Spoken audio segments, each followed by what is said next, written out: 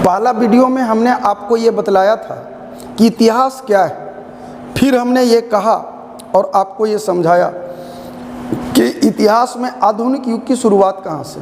तो उसमें हमने एक टॉपिक दिया था कि आधुनिक युग की शुरुआत वहाँ से माना जाए जहाँ से भारतीय शासक कमज़ोर हुए और अंग्रेज मजबूत हुए।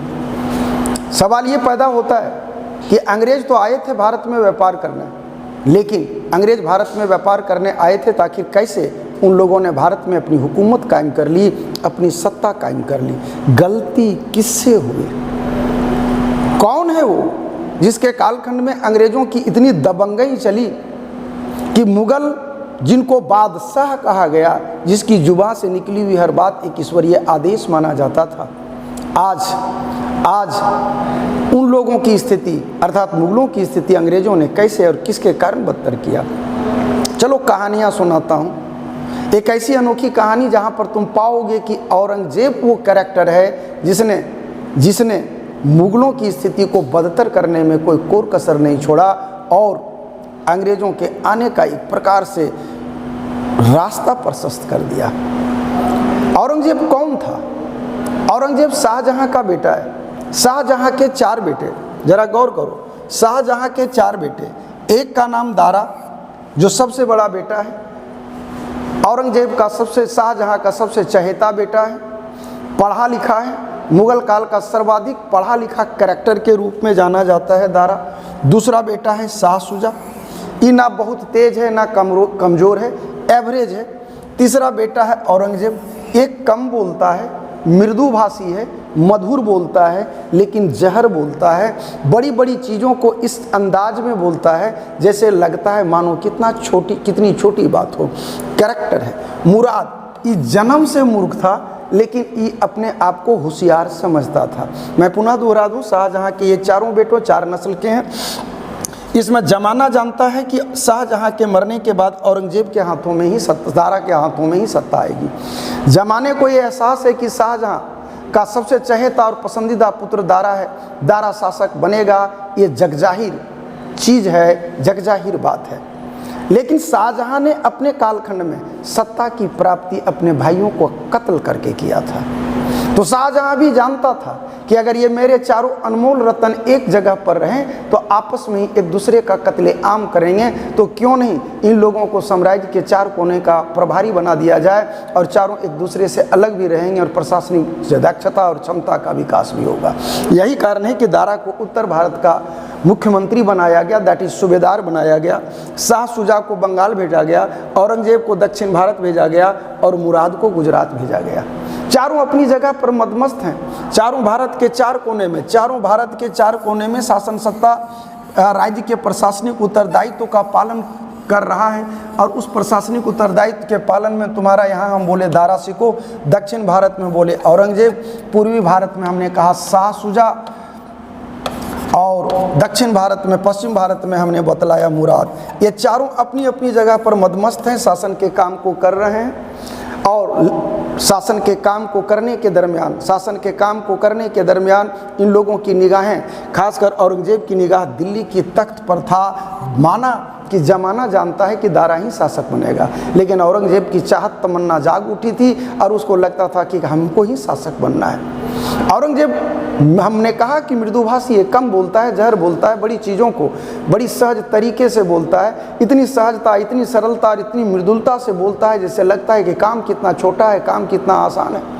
जैसे तुम ही लोगों को कहा जाए कि रेलवे स्टेशन जा रहे हो तो चल जाना, बहुत यात्री उतरेंगे, उसमें 2-4 को गोली मार देना, ठोक देना, गाड़ी खुलेगी तो चल देना, तो लग नहीं रहा जैसे मुर्गी मारने टाइप पर कह रहे हो। ये कैरेक्टर था औरंगजेब का। औरंगजेब को यारा जिंदा पीर भी कहा जाता है। ये इस्लामिक कल्चर का बड़ी ज़बरदस्त धर्म का पालन करता था। ये ताड़ के पत्तों में लिख कर, कुरान की बातों को लिख करके उसको मार्केट में बेचता था, उससे जो पैसे आते थे उससे अपना वो खर्च चलाता था। और शक्की तो इतना बड़ा था कि सोच पाना तुम लोगों के बलबूते के बाहर की बात होगी। यारा शाहजहां के बेटे दारा ने एक बिल्डिंग बनाया था जमुना नदी के किनारे, बड़ा खूबसूरत बिल्डिंग था और स्वयं शाहजहां वास्तुकला का बेहद प्रेमी इंसान है।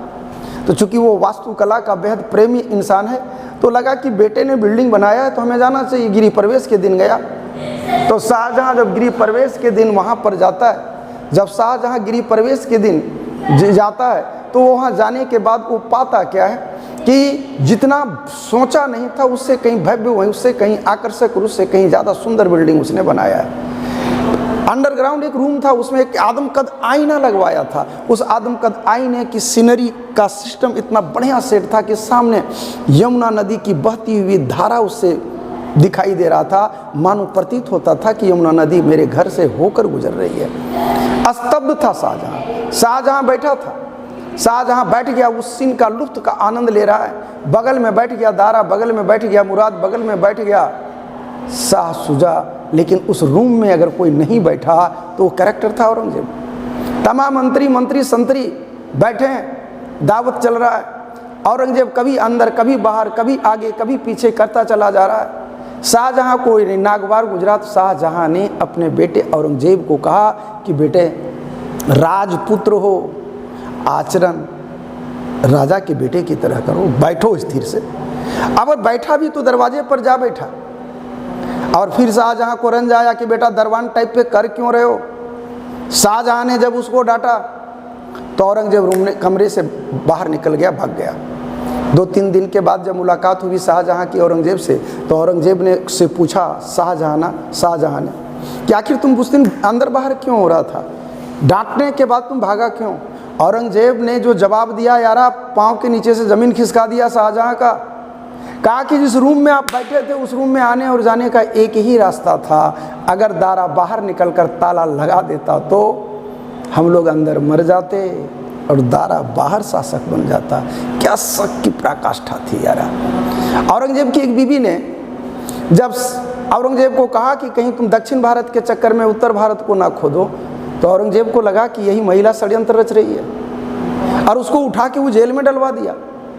कमाल का कैरेक्टर था यार, अपने आप को बड़ी चरित्रवान समझता था क्योंकि 4 पेपर में ऑनर्स किए हुए था, मतलब 4 शादी किए हुए था और इसके पास एक ही सब्सिडरी पेपर था, मतलब हरम में अपने लिए इसको एक थी। कुछ बातें ऐसी होगी यार जिसको तुम दिमाग लगाओगे तो समझोगे, क्योंकि थोड़ा सा समझने वाली बात भी होती है। इनडायरेक्ट स्पीच में डायरेक्ट बहुत कुछ सुनने को मिलेगा। अब ये कैरेक्टर है औरंगजेब का। शाह शुजा के बारे में बतलाई कि एवरेज दर्जे का है। मुराद जो है टॉप क्लास का मूर्ख है, तेज समझने की बीमारी है। जैसे नहीं होता किसी किसी को तो नहीं बहका देते हो कि चढ़ जा बेटा सूली में, तुम बिल्डिंग पर नहीं चढ़ पाएगा तो अगला प्रमाणित करेगा कि नहीं हम चढ़ सकते हैं, और चढ़ गया तो कहेगा तो नहीं कूद पाओगे तो फिर वो भी प्रमाणित करेगा नहीं हम कूद हो सकते हैं। इस टाइप का कैरेक्टर था मुराद यारा। इसी दरमियान एक घटना घटित होती है कि शाह शुजा जो बंगाल का प्रभारी था उसने फिजा में एक बात यह फैला दिया कि दारा ने शाहजहां को जहर देकर मार दिया। ये बात जंगल में आग की तरह फैली, जबरदस्त फैला। और जब ये बात औरंगजेब को पता चला तो औरंगजेब को लगा कि जब भी पाँव के नीचे से जमीन और ऊपर से आसमान गायब है। ये क्या हो गया, पिता मर गया, गम इसका नहीं था, दुख तो इसको इस बात का था कि अब दारा राजा बन जाएगा, शाही सेना दारा के पास आ जाएगी, मैं जाऊँ कैसे, मैं शासक बनूंगा तो बनूंगा कैसे। औरंगजेब, मैंने पुनः कहा कि मृदुभाषी था, कम बोलता था लेकिन जहर बोलता था। अब औरंगजेब को लगा कि अब क्या किया जाए। अब उसने निर्णय लिया कि कुछ बड़े और कड़े कदम उठाए। जब उसने बड़ा ही एक मर्मस्पर्शी पत्र लिखा मुराद को लिखा कि प्यारे भाई मुराद, जिस पिता ने हम लोगों को परवरिश किया, चलना सिखाया, राज सत्ता और काम काज में भागीदारी दिया, हिस्सेदारी दी, आज उसी पिता को कोई जहर देकर मार देता है, तो क्या हम भाइयों का यह कर्तव्य नहीं है कि जिसने उसकी हत्या की उससे बदला लिया जाए। मुराद, भाइयों में तुम सबसे छोटे हो, तुम चिरंजीवी हो, मैं चाहता हूं कि सत्ता तेरे हाथ में हो, लेकिन ध्यान रखना मुराद, मैं आध्यात्मिक प्रकृति का आदमी, भौतिकवाद से हमें वास्ता नहीं है। जब तुम शासक बन जाओ तो साम्राज्य का एक छोटा सा टुकड़ा हमें जरूर दे देना, ताकि मैं भी 2 जून की रोटी खा सकूं। यारा, जब चिट्ठी को पढ़ता है मुराद तो लगता है बाप रे बाप, भाई हो तो ऐसा और ऐसा भी भाई हो सकता है, दिल गार्डन करने लगता है। अब मुराद 23 में आ जाता है और तुरंत वो लव लेटर थमाता है, किसको, दारा को। मतलब लव लेटर का मतलब यहाँ हुआ कि आओ आके जंग लड़ लो, क्योंकि तुमने पिता की हत्या की है। इधर दारा को भी लगता है कि मुराद जैसा निकम्मा इंसान को मारने के लिए बहुत बड़ी फौज की ज़रूरत नहीं होगी, लेकिन षड्यंत्र का शिकार को हो चुका था दारा। वो समझ नहीं पा रहा था कि पर्दे के पीछे की पटकथा किसने लिखी है। मुराद की टीम में मुराद के सैनिक कम थे, औरंगजेब का सैनिक भरा पड़ा था और ये लड़ाई लड़ी गई घरमट के मैदान में। दारा को लगा था कि जीत सुनिश्चित है, जीत आसान है, लेकिन हारता है बुरी तरह हारता है। आदमी को ईगो नहीं पालना चाहिए यार। जब घूम के अपने बाप शाहजहां के पास आया था तो शाहजहां ने कहा था कि बेटे तुम लोग लड़ तो इसलिए रहे हो ना कि मैं मर गया हूं, लेकिन मैं अभी जिंदा हूं। जंग के मैदान में हमें ले चलो, झगड़े का कारण ऑटोमेटिक समाप्त हो जाएगा। लेकिन दारा को लगा कि हम हारेंगे भी तो मुराद के हाथों हारेंगे, ये बर्दाश्त नहीं हो पा रहा था। यही कारण था कि दारा अबर चलता है पूरी लावा लश्कर और तैयारी के साथ, और इधर औरंगजेब भी जानता है कि अबर आएगा दारा तो पूरी तैयारी के साथ आएगा। इसलिए फिर से चिट्ठी लिखा इसने मुराद को, कहा कि प्यारे भाई मुराद, अगर जंग के मैदान में खेत आना मतलब शहीद होना, अगर खेत आना हो तो हमें आने दो, मैं तुमसे बड़ा हूं, मतलब मृत्यु पर पहला अधिकार मेरा है। हमको नेतृत्व करने दो, घमासान होगा। तुम भाई में छोटे हो, तुम चिरंजीवी हो, तुम्हें शासक बनना है। फिर मुराद को लगा कि भाई हो तो ऐसा हो। अबर जो लड़ाई लड़ी गई उस लड़ाई में फिर से दारा की हार हो गई, लेकिन दारा इस कदर हारा कि लौट करके वो दिल्ली नहीं आ सका।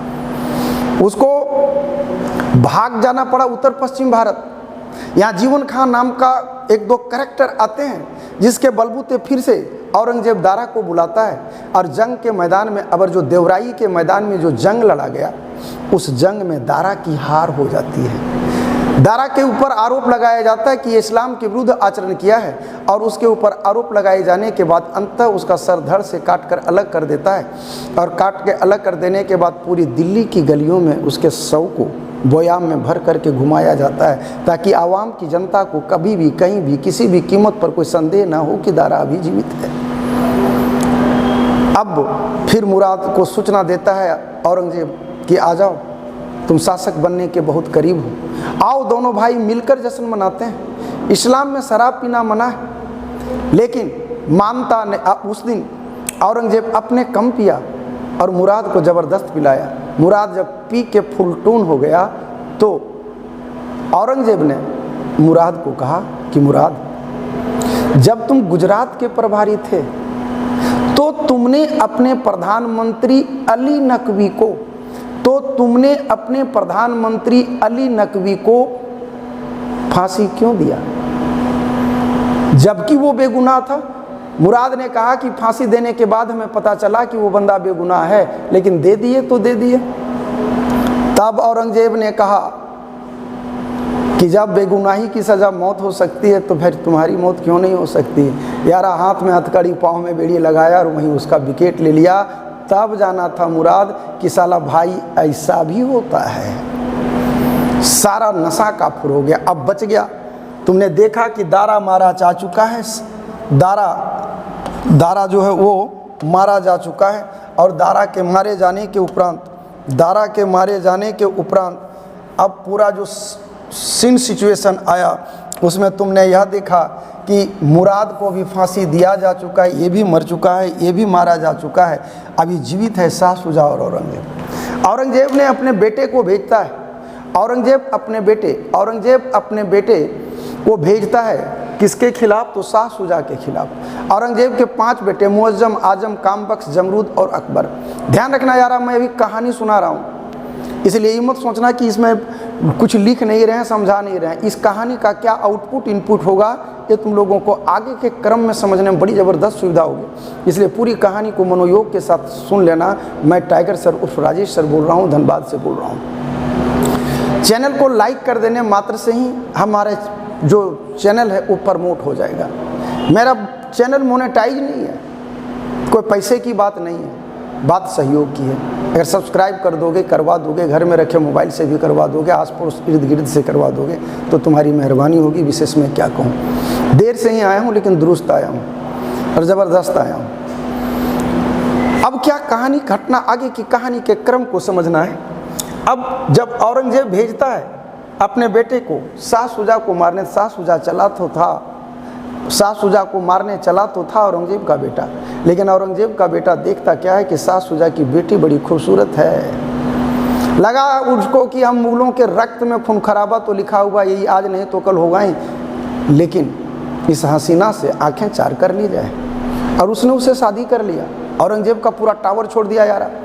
औरंगजेब को लगा कि कहीं ससुर और दामाद दोनों मिल गया तो मेरा विकेट ले लेगा, इसलिए अब दूसरे यूनिट को भेजता है और अंततः शाह शुजा का भी कत्ल कर दिया जाता है। सारे मारे जा चुके हैं। शाहजहां के 4 बेटों में 3 बेटे मारे जा चुके हैं। अगर जिंदा है तो औरंगजेब है और शाहजहां है। शाहजहां मरा नहीं था, शाहजहां बीमार था, दिल्ली के लाल किले के प्रांगण में था। औरंगजेब तमाम कड़ियों को सुलझाते हुए अर्थात जंग को अपने भाइयों का कत्ल करने के उपरांत वो दिल्ली को पहुंचता है, और दिल्ली को पहुंचने के बाद अपने पिता शाहजहां को चिट्ठी लिखता है, जिसका मूल भाव यही होता है कि हमको जानकारी नहीं थी इस बात की कि आप बीमार हो। हमें जानकारी थी कि आप जो हो वो आपको जहर देकर मार दिया गया। जंग के मैदान में हम लोग इतने आगे निकल चुके थे कि वापसी की कोई संभावना नहीं है। हम आपके दर्शन के अभिलाषी हैं, हम आपसे मुलाकात चाहते हैं। यार शाहजहां जानता था कि क्या इसकी मानसिकता है। दुनिया का हर बाप, ध्यान रखना, अपने औलाद के रग रग से वाकिफ होता है। शाहजहां जानता था कि औरंगजेब कमीना नहीं है, अंतर्राष्ट्रीय कमीना है, इस पर भरोसा नहीं किया जा सकता, और नहीं किया, नहीं खोला फाटक। अभी अभी हमने बोला कि औरंगजेब के 5 बेटे हैं, मुअज्जम, आजम, कामबख्श, जमरूद और अकबर। अब औरंगजेब ने अपने पुत्रों के माध्यम से पत्र लिखवाना आरंभ किया। नॉन स्टॉप चिट्ठी पर चिट्ठी जा रही है, शाहजहां पढ़ रहा है। शाहजहां को लगा कि हो सकता है इसका गौतम बुद्ध और महावीर की तरह हृदय परिवर्तन हो गया हो। किले का फाटक खोलता है और शाहजहां को औरंगजेब गिरफ्तार करता है। आगरा में जहां मुमताज़ का जहाँ ताजमहल है उसके बगल में एक बिल्डिंग है मुसम्मन बुर्ज, उसी मुसम्मन बुर्ज में उसको कैद कर देता है। शाहजहां अवाक था कि ये क्या हो गया। मतलब शाहजहां की ज़िंदगी की सबसे बदसूरत गलती यही थी कि उसने अपने बेटे पर भरोसा किया। और यूं भी राजनीति में कहा जाता है कि कोई किसी पर भरोसा करेगा धोखा खाएगा, खाया इसने। और शाहजहां की सेवा शुश्रूषा उसकी बड़ी बेटी जहां आरा बेगम करती रही, और शाहजहां के जवानी के दिनों का एक व्यक्ति उसको दे दिया जो उसको जवानी के दिनों की उसकी वीरता की कहानी सुनाया करता था। ज़्यादातर समय शाहजहां ताजमहल को देखते हुए बिताया है, ज़्यादातर समय शाहजहां ने ताजमहल को देखते हुए बिताया है। और वही औरंगजेब पूछा था कि आप क्या खाओगे नाश्ते में, तो वही कहा था गुड़ और चना। तो गुड़ और चना खाने का कल्चर जो कैदियों को दिया जाता है उस समय से चला आ रहा है। फिर कहा कि आप करोगे क्या, तो शाहजहां ने इच्छा जाहिर किया था कि औरंगजेब तुम अपने बच्चों को मेरे पास भेज देना, हम उसको पढ़ाना चाहते हैं। औरंगजेब जानता था कि हमारे बेटे को क्या पढ़ाएगा, इसलिए उसने भेजने से तो इनकार कर दिया। बड़ा अभाव और गरीबी के बीच वो जीवन जीता है और अंततः उसकी मृत्यु हो जाती है। जब मृत्यु इसकी होती है यारा, तो ये जान के आश्चर्य लगेगा कि तमाम लोगों के माध्यम से औरंगजेब को सूचना भिजवाई गई कि शाहजहां मर चुका है, एक बेटा होने के नाते अंतिम उत्तरदायित्व का पालन करो, पिता को सुपुर्द खाह करने के लिए कांधा तो कम से कम दे दो। औरंगजेब जाने से इनकार कर दिया।